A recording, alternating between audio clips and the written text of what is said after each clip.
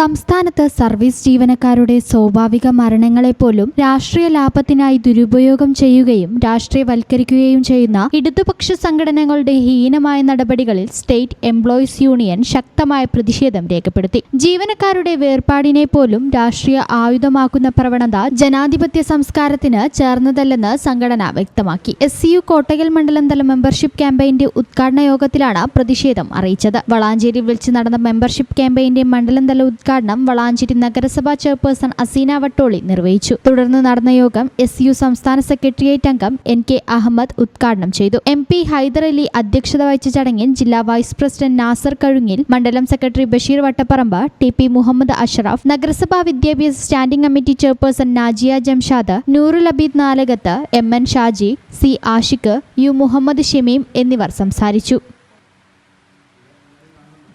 ഈ channel news Valanchery. പക്ഷെ എൻ്റെ മനസ്സ് പറയുന്നു അത് ഇതിനൊക്കെ അപ്പുറത്ത് എന്തോ കൂടിയാണ്.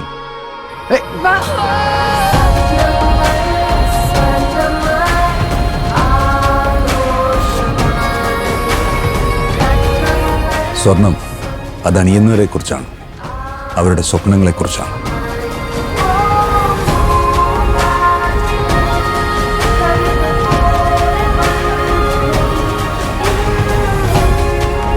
Look at her.